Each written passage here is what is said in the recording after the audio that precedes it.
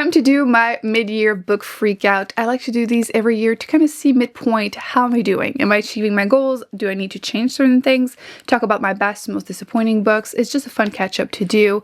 And this year, I'm a little late and I'm not doing super well. My reading goal this year was to read 100 books, and I'm technically at 50, but Goodreads is telling me I'm 4 books behind, which, like, rude. I feel like it never happens to me. In my defense, I've had health issues. Plus, for some reason, I'm not listening to audiobooks anymore. I have listened to like 0 in the last 3 months, which is not good. So I feel like 50 is not that bad, especially since I did calculate it and my average page per book is like 385 and I usually aim for 350. So I think I'm pretty good. Like, I'm not too nervous. Plus, I get questions sometimes. People like are stressed about not achieving that goal. Just lower it, okay? If at the end of the year I notice that I'm really far, which I don't think is gonna happen, but if it does, I'm just gonna lower it. Like, who cares? So yeah, I'm not too nervous about it. 50 is good. We're happy. Now, let's answer the questions. The first one is, what is the best book you've read so far in 2025? Okay, this is where I'm not doing super well. I feel like I've been so focused on doing specific challenges every week for my reading vlogs that I'm not necessarily picking up the books that appeal to me the most, or for some reason I keep reading some that are just mediocre, and I'm gonna make some changes, which we're gonna talk about. So I haven't read that many 5 stars, which I can put all of them, all the ones I've rounded up to a 5, and it's not that many, so not many options. I do want to give a shout out to We Used to Live Here, which is a horror book, which for some reason I started reading more and more and enjoying them. And this one is so strange and it seems to divide people. I think it's the first one also I finished this year. Either way, I really liked it. It's one of those books that you can't put down because you need to know what's gonna happen. Like, how does it end? And I was happy with the ending, which horror is really hard to end, in my opinion. I'm often disappointed at least, but not with this one. So you have this couple, they just bought this house in the forest, and then there's just one that is home, and she's a bit of a people pleaser. And this man shows up with his family and he tells her, I used to live here, can we look around? And instead of saying no, which is the only reasonable answer, she says yes. So they come in and then things get weirder and weirder and they won't leave.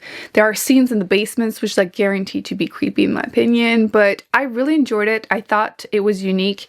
It's a book I would recommend reading with a book club or at least someone else. I know there are literally pages on Reddits of people trying to figure out what's going on. I didn't look into it that far. I just went for it for the vibes, and I'm glad I did. I personally, again, really enjoyed it. I think it was picked up to become a movie, which I feel like everything is picked up and not everything becomes a movie. Either way, if they do it, I will watch it. But if I had to choose a number 1, I think I'm gonna have to go with There Are Rivers in the Sky by Elif Shafak. Who am I? This is literary fiction. I feel like I associate myself more with like fantasy sci-fi, but my taste has broadened. Is that how you say that? I read more diversely, and I ended up really enjoying her as an author, and this is her most recent book. You guys told me to read it, and you were so right. I will say it's not the book I would recommend starting with if you've read nothing by her. I feel like it's one of those like slow burn that it takes like half the book for the story to really start and really pick up. You have these 3 point of views and you have no idea how they will be relating. And she includes a little bit of magical realism every time in her books, which usually doesn't work for me, but it does. And this one is very, very small. It's surrounding water. Their stories are all related. So one of them is like a boy in the 1800s trying to do something of himself. He starts incredibly poor, and what will he do with his life? There's this woman in 2018 who is really feeling lost in life, and she's making a lot of decisions that her family are not necessarily approving. Like, she wants to get a divorce, and she studies water for a living, which cool, I didn't know that was a job.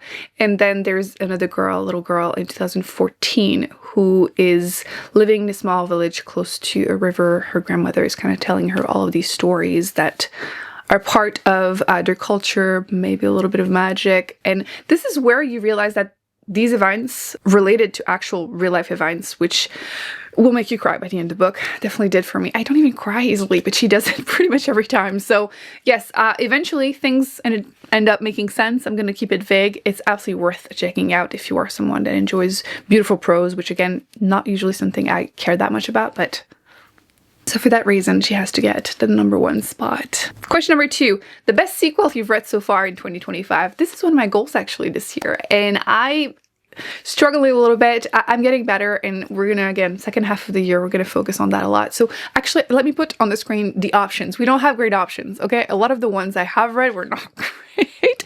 And I didn't read that many. So yeah, it's a bit rough, but we're going to mention two. The first one, these were read last month. So it shows that I'm actually working on it. And this is the reason I didn't read that many books, because what is this? These are giant chunky books. So book 1 was good, actually really good. Book 2, An Echo of Things to Come, was good. And then book 3 was really good, A Delight of All That Falls. So this is the one that actually would, look how chunky it is. My main complaint with this one is that there's a huge section that, in my opinion, is missing. And then at the end, you realize the author mentions that, yes, he's planning on doing like a companion series because he realized that the book was going to be too long. So I would say it's the one weakness in the story, but I did really like it. I like the characters. I like the story. It's very like, at first, classic fantasy, like Chosen One. There's this wall in the north. Evil is trying to come in and they're trying to, you know, prevent that. But what was really unique for me compared to the other ones I have read is that there's a lot of world building and like history of that world and how this wall came about, and it's all related still to the present time. So I'm really enjoying that back and forth, and I was happy with the ending, which I'm picky with endings, and I thought this was great. So yeah, I cared about the characters and it was unique for me. So yeah. And I also wanted to give a shout out to A Drop of Corruption. A Tainted Cup is the first book. I feel like it deserves more hype. I'm personally a big fan of murder mysteries in fantasy world, and the author does that a lot, and he does it well. In this case, I like the characters more than is other series. I think I'm more invested, especially Anna. She is wild. That's all I'm going to say. We don't know much about her, and in this one you're finally getting a bit more answers. And there's also a wall in the north, and you have this these giant leviathans that are attacking it every year, and the people are using their blood for the magic. So it's very complicated, but as all of these things are happening, there's a murder mystery. So you have this king that was murdered, lockroom murder mysteries, which I love.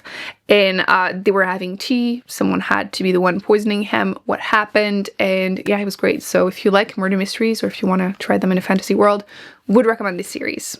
And the way it ends is definitely open for a lot more, so hopefully we won't have to wait too long. Okay, number 3, new release you haven't read yet but want to. This year is probably the first year ever that I am so on top of my new releases. Like I have read so many the second they were out. I've been getting a bunch of ARC's advanced reader copies for some reason. I'm not complaining, and reading them. So I'm doing really well. So I don't have that many, if any. The only one I want to mention is The Devils by Joe Abercrombie, and I don't know. I'm at the point where I don't know if I want to continue or not. I put it down a little while ago. I think I'm like 11% into it or something, and I wasn't feeling it. The only reason is my answer is because I want to give it a second shot. Maybe when I do I have a video, I'm going to do my Pile of Shame reading vlog, trying to finish the books that I started and didn't finish. So maybe it's going to be a possibility, but I just felt like I wasn't the target audience. The humor was really juvenile. I just remember that scene of the guy drawing with his poop, which like, yeah, I guess that was his only option, but still, like that kind of humor. So I just really didn't feel like it was for me, but I want to give it a second shot because it's so popular. I've seen the reviews and I want to love it too, so maybe I'm going to give it a second shot. Otherwise, I've been really good at reading the books that are out right away. Number 4, most anticipated release for the second half of the year. Okay, there are a few I'm actually really excited about. First off, Catabasis by Arfquan. Yes. Dark Academia, going to hell to save your teacher. Yes, I am looking forward to it. I've read all of her books, so I might as well. There is also The Strength of Few, which, wink wink, I might be getting an arc for that. So, Dying, The Will of the Many, the same author that wrote this series, which is what happens, right? I read The Will of the Many, then I read this whole trilogy because it was already out. I wanted more from him, and I'm looking forward to it. I'm nervous, okay? I love the first book because it was in a like magical school, and now we're getting out, and will it keep my interest? Hopefully it does. I'm very intrigued. Also, a quick shout out for nonfiction. I feel like I don't mention them often enough. The New Age of Sexism, How AI and Emerging Technologies Are Reinventing Misogyny. I have read Men Who Hate Women by the author, and I really liked it, and this is her newest release. It's coming out in September, so I will be checking this out. But yeah, I think that's mostly it. The other ones that are coming out, I have already read the arcs, like Among the Burning Flowers, which was good, by the way. I'll talk to you about it more in my wrap up, but yeah. So see, my year's not going bad. Spoke too fast. So the next question is my biggest disappointment. Okay, I have read a lot of meh books so far this year. I feel like there were a lot of, well, you know, bell curves, right? I feel like I read only a few that were terrible and then, you know, a few that were amazing. But one that I expected to really love but didn't is the newest Emily Henry. Anybody else? Great Big Beautiful Life. This was nothing like I expected. I feel like it was too centered around that other story. Basically, you have a female character and this man, and they are both selected to start interviewing this woman who used to be a big star, and then nobody else knew where she went. Like, she went away hidden, and she will finally tell, you know, all her secrets. But she has to choose between these two people to be the person to write her biography, and they're competing, so you know what's gonna happen. And I feel like it was too centered around that story, which was not bad, but it left me wondering how this was categorized as a romance, in the sense that, like, there was no chemistry. None. And, like, I don't read a ton of romance, but I have enjoyed some of hers, like, a lot, so I trust her. Her banter is always good, but they had zero chemistry. None. So I haven't even checked any of the reviews, so if you have read this one, please let me know, because I, like, no interest in hearing, like, going out of my way to get more reviews, because I just kind of hated it. So, yeah. And it was a new release, so I read it right away, because I'm staying on top of it. But yeah, it's such a letdown. Another quick shout out also for disappointment. I did attempt to read this book by Grady Enricks, and I had to put it down. It felt like a completely different author, and I've since been told that it was written before his other books, and he was struggling to finish it, and yeah, it shows. By far my least favorite book by him. So yeah, I don't recommend it, but I wanted to mention it because the next question is my biggest surprises, and I have a few, including Witchcraft for I'm going to start speaking French. Witchcraft for Wayward Girls.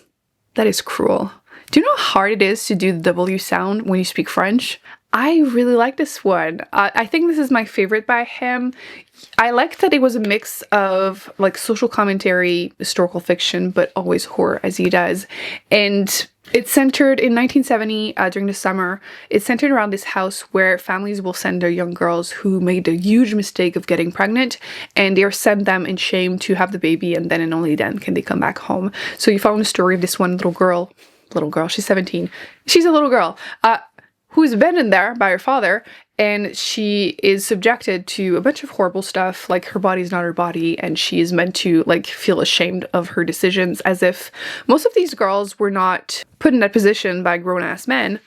And look at the stats. Anyway, and then there's this woman that brings books, library books, to these girls, and she may have given one that was about witchcraft, and I love a good, like, female rage revenge story, and I feel like these girls are in a position where they should be feeling that rage. So I did enjoy the story. I did feel, my one critique, it could have went further. Okay, because that's me. I do want to say I did appreciate that the most horror in the book is not even related to the fantasy elements, like the witchy stuff. It's just, like, their situation. And I appreciated the social commentary. Again, I feel like I've read a lot of books when men try to, like, write convincing female characters, especially, like, feminist topics. It can be painful to read, but I had no issues with this one, so I would recommend it. And if you have any other recommendations for books about female rage, feel free. Speaking of which, Slewfoot, a tale of bewitchery. I did also like this one, which this one might divide people a bit more. It's also fantasy, witchy, historical fiction. This woman, during the Puritan times, which tend to be a miss for me, but this one I liked. This woman, she was married and her husband dies in mysterious circumstances. They're farmers, and then the brother of her late husband wants to get the farm back because that's what they do. And she manages to convince people to let her do one summer, and if she fails, he can take it. And obviously he's trying to mess it up for her. I did really like it. The fantasy elements were great. There's a bunch of creepy pictures in the middle. Actually, let someone borrow the book, otherwise I would show you, but I've shown it a few times in the videos, and the author was the one drawing them. I really liked the story. Again, female rage kind of story. It's definitely frustrating in the beginning, but it's meant to be, and some scenes toward the end to be warned about, but otherwise, yeah, it was great. I liked it. And then another surprise for me would have to be Martha, which is also literary fiction. Again, who am I? I like this one. The author actually took inspiration from his own life. His mother died in this plane incident, not an accident, incident, was shut down by the US, and the main character is feeling lost in life, and it's very character driven, slice of life kind of story. He's trying to find meaning for his life. He's depressed. It's a really depressing book, honestly, but I couldn't put it down, and I feel like it's something you just have to experience. I want to read more by the author. I think this might have been a debut novel, so I'm looking forward to reading more, whatever he comes out with, and yeah. It's vibes. You just have to read it. But he is an addict, lost his mom when he was young, lost his father not that long after, so it's a lot. Number 7, new favorite author. Okay, I did mention Martha. Okay, I want to read more by him, but I wouldn't say favorite from one book. I can't really say Elif Shafak, because I think I said that last year. Like, I just started reading more of her books, so okay, fine. So I think I'm gonna give an answer that is kind of cheating, because I read the book in July, but who cares? Jodi Picoult. I've only read one of her books so far, and I really liked it. Again, I'll talk about it more in my wrap up, but if you have any favorites by her, please let me know. I'm about to go use book shopping, as I like to do, and I've seen her books here and there, but I really didn't think she was going to be for me. I feel like the story I attach her name to is My Sister's Keeper. I've only seen the movie, and I've been told since that the author didn't like the movie. Either way, I thought it was one of those stories, you know, like contemporary fiction that just makes you cry. And I feel sometimes just emotionally manipulated by these stories, and I just, you know, if you're emotionally invested, it's sad. If you're not, you're just like, what is this? So I thought she was going to be like that, but then I saw her talk online. I wanted to support her, and then yeah, I really liked the book, so this one. So now I need more by her. So let me know your favorites, and yeah, I'm cheating a bit, but who cares? It's my video. Number 8, newest fictional crush. Every year I tell you, I don't have crushes from books. It's so rare. If I have, like, if you're twisting my arm, you have to answer. The only decent answer I can think of is the newest what is the novel name? I'll put it on the screen. Xavier in there was the only decent man. Yeah. It's very much like Sunshine, Grumpy Sunshine kind of story. He's a vet, and he seemed like a very decent man, which for some reason, the really popular fantasy romances I've read, the men are always such huge red flag, and I don't understand why anyone would. I'm also not totally sure what to say for favorite characters. I feel like some people get so emotionally invested in characters, like Six of Crows. People are so attached to them, and like they were fine, like I like them, but like I can't imagine what they would say in a conversation. Like, I'm currently filming another video, and I wanted to mention that I found the character I wanted to mention as my favorite. So we're adding this in here, and it's from this book. How did I forget? I wanted to mention, I don't remember how you pronounce the name, Caden. They could never make me hate you. Yeah, we're gonna give it to him. So yes, revenge, female rage, but yeah, Caden. Okay, number 10, books that made me cry. I already mentioned it, but there are rivers in the sky, because at the end, when you realize it's inspired by real life events, it's like, ugh. Books that made me happy. Again, Slewfoot, because revenge. That's where I got my joy. I feel like I read a lot of dark books, so I feel like when you tell me happy, this is like, yeah, revenge. But maybe Say You'll Remember Me. That's the book. I think I've heard a few people mention they were disappointed by that one, and I kind of get it. I do feel like the second half was way weaker, but I still like her banter, so I got little moments of giggling. So maybe. Most beautiful books I have bought this year. I buy most of my books used, so they are often not pretty. Like, even the covers, I feel like the ones that are really pretty are like specific editions that are not here. Why is it always the books from the UK? But there are rivers in the sky. I like that one. And the last question is what books I want to read before the end of the year. Okay, obviously the ones that are going to be released, like Catabasis, yes, of course. And The Strength of the Few, because yes, of course. But I do want to do my challenges. So my Read It and Haul It, we're definitely continuing that. I do want to do my Pile of Shame. I think I'm going to do one reading vlog because I started so many books and I just don't finish them. I'm getting really good at just giving up when I'm not feeling it, but for some reason I'll start a book and like just recently, okay? This is my most recent one, for example. I put it down at 1st of July because I had to do my Read It and Haul It for July, and I didn't pick it back up once I was done with that challenge, which I'm taking that as my official signal that this is Pile of Shame. Like, I have read like 4 or 5 books since. Not a good sign. So yeah, if I don't pick it up now, it will be in that video because yeah, it's bad. It's bad. I did my like summer TBR, so a lot of these were in there, but like that's another example. Like, it's such a short book and I am literally halfway through and like put it down for whatever reason. I have 70 pages left. Like, what's my excuse? And like I was saying, I really want to finish more series. I am doing good, okay? Like, if you only look the last like month and a half, I'm actually doing good. And like, this was my last Read It and Haul It. This is book 3 in this series, so I'm gonna get book 4 and like read it right away. I would be done. And then same with this one. Technically, it's the last one. It's the 3rd book in this series, so like, it's definitely really high on my list. Technically, my goal was 10 books, which I may have hit because I did finish quite a few series. It just, I didn't love them. So it doesn't feel amazing. But yes, I really want to make it a point to read more fantasy because I took a break for like 2 years for whatever reason, and I'm back and I'm loving it. We're not going to mention sci-fi though. For the summer, I do want to read a few more mystery thrillers. I have some on my pile again, my TBR I mentioned a lot, but I wanted to talk about fall because it's approaching way too fast. Anybody else has had like the worst summer ever? I don't know if it's just me complaining, but our summer has been awful, like literally awful. It's been either raining horribly or we've had horrible heat waves, like one after the other. The other day, it was 47 Celsius. I have never seen that, like ever. And my mattress is literally in front of me. That's why I'm staring, because it's the only room in the house that has AC. So I have been, usually I drag my mattress in here for like a week during the summer. It's been in here pretty much every day for the last month and it's not going anywhere. I can't deal with this weather. And plus fires also, like the air outside is unbreathable. So like you can't even turn on the AC because it's toxic, and like, maybe I'm complaining, but for that reason, I'm really looking forward to fall. Like, F summer. Like, I used to be a summer girl. No, I'm done. I'm gonna be officially, I think we're rebranding, and I'm now a fall girly because I'm done.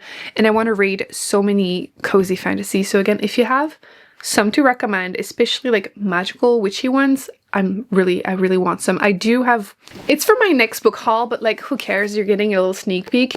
This was supposed to come out, I think in 2023, and it kept being pushed back and it's finally here. So A Witch's Guide to Magical Innkeeping. It's the same author that wrote The Very Secret Society of Irregular Witches.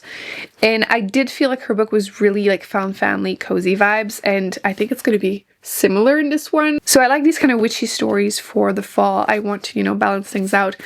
Anyone else excited for Practical Magic 2, the movie?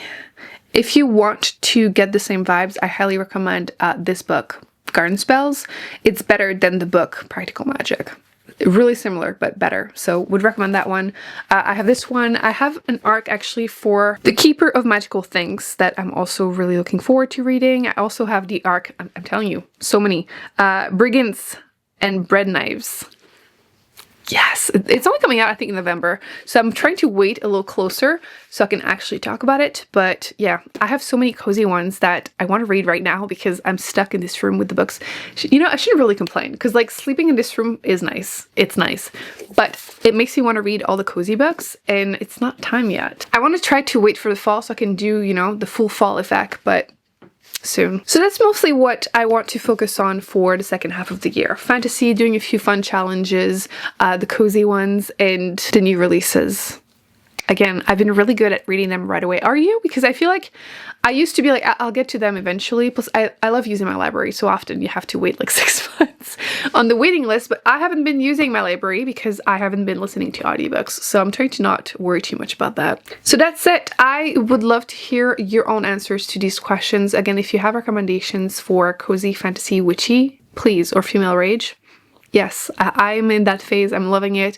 Or just more recommendation for fantasy in general, since like I said, I've been reading them again, finally. So that's it. I hope you enjoyed my mid-year book freakout. I'll put more videos on the screen that I recommend you check out, including I just did my yearly unhaul video. I got rid of like 35-40 books, a lot. And I mentioned my summer TBR, so if you want to see what I actually want to read in the upcoming weeks. And I will see you in an upcoming video very soon. Bye.